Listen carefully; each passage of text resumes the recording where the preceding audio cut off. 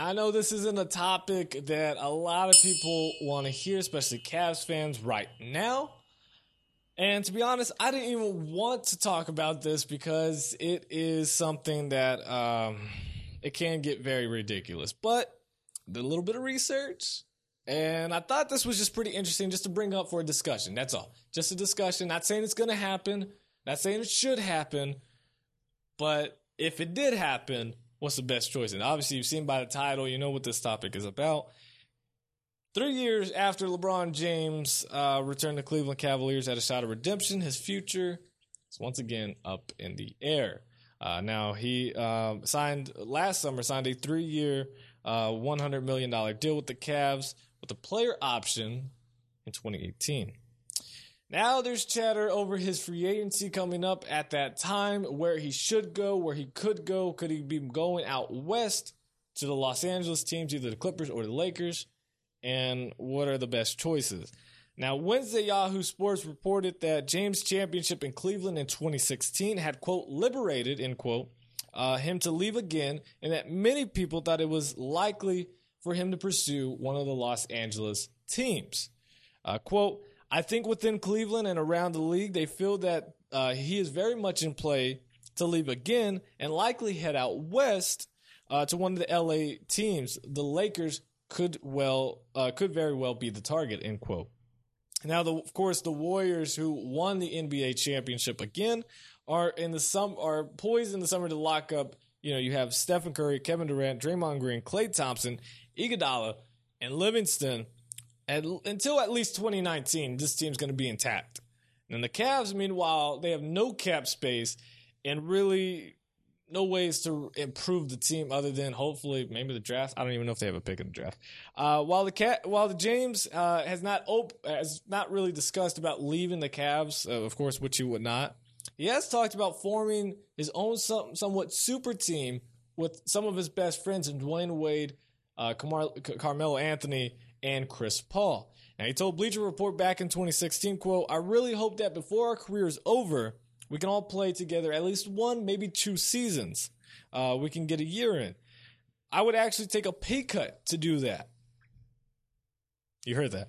It would be pretty cool. I've definitely had thoughts about it. Now, of course, throughout the entire trade, before the trade deadline this past season, I should say, we all thought, would Carmelo Anthony join the Cavaliers? Would it happen? The Knicks didn't want him. He doesn't want to be with the Knicks. He does want to stay in New York, but not with the Knicks, apparently. And it was all this other crazy stuff that he might go to Cleveland and join LeBron James. Of course, that never happened. Now, before people go crazy in the comment section, you probably already have, and that's fine.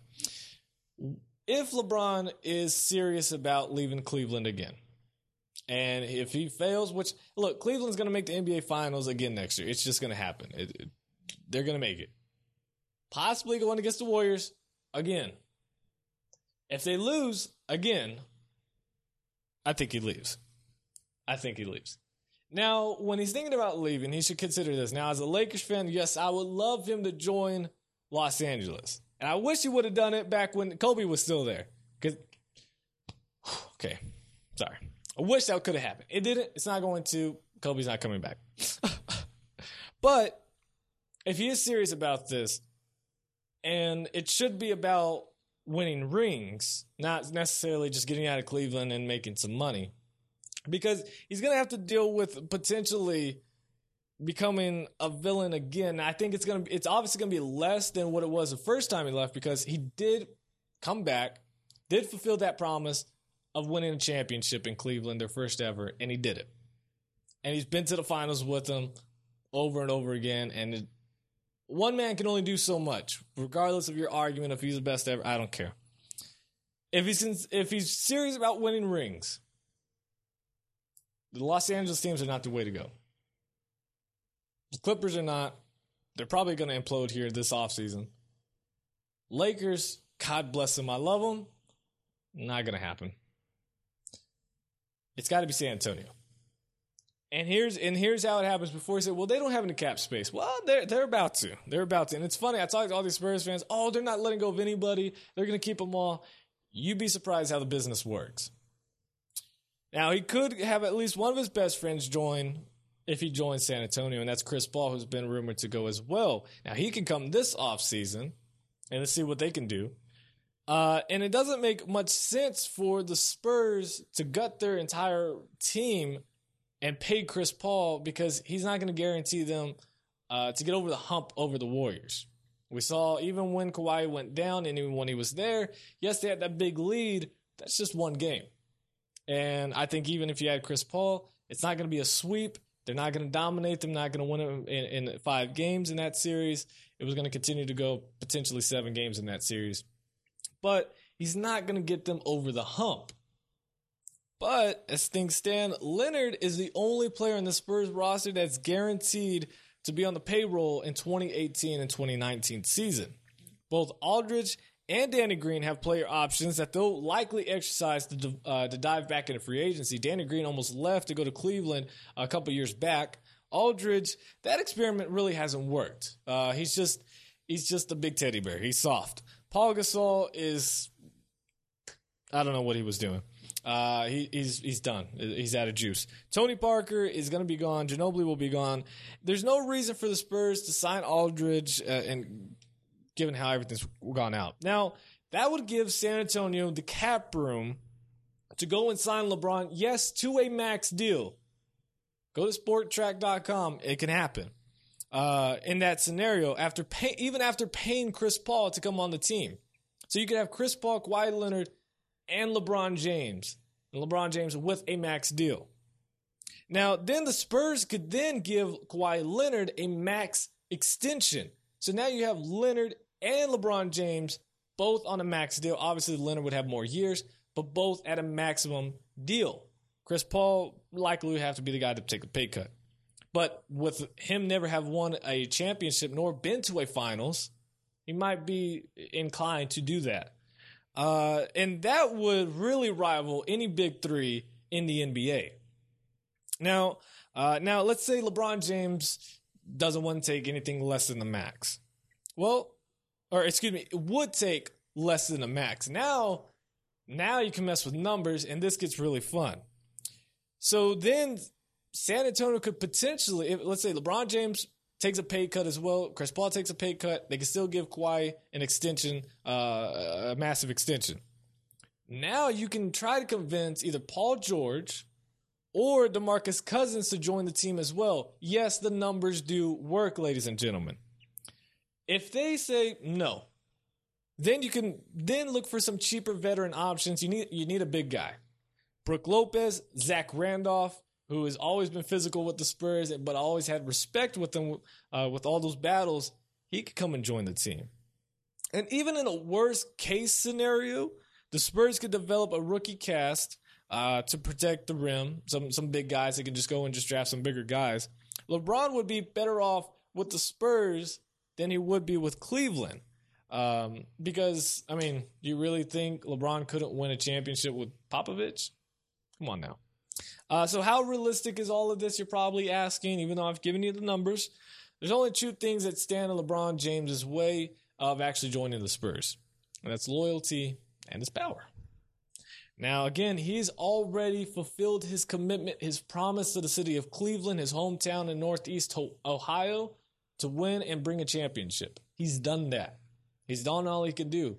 He's got Kyrie Irving, one of the best guards, arguably the best guard in the NBA right now. And he has Kevin Love, who is pretty solid, all-star. And he still can't win. Maybe it's time for him to go somewhere else. Now, for now, James is a Cavalier. The team's offseason focus will be finding some pieces and trying to move the numbers around to compete with the Warriors because it wasn't competitive at all. It was not. If you look just at the score, you would say so. If you actually watch the game, second half is always a complete different story. So James' future is once again going to be the talking point all throughout this season and, of course, into 2018 and what he decides to do. I'm kind of on the fence with this. I could see where he just doesn't leave at all because if he leaves, he risks being that villain once again. And with already this debate about him being whether he's better or not better than Michael Jordan, his finals record, this argument of, oh, now he's got to go join the super team and wherever because he couldn't win in Cleveland. The fact that any player has to go join the super team like they already have with Kevin Durant going to the Warriors to win a championship is already a terrible thing for the league in itself. But it's looking like what's going to happen. And if that does happen, God bless the East Conference. If LeBron James heads to San Antonio, the NBA championship is really the NBA Western Conference Finals. That's what it will be.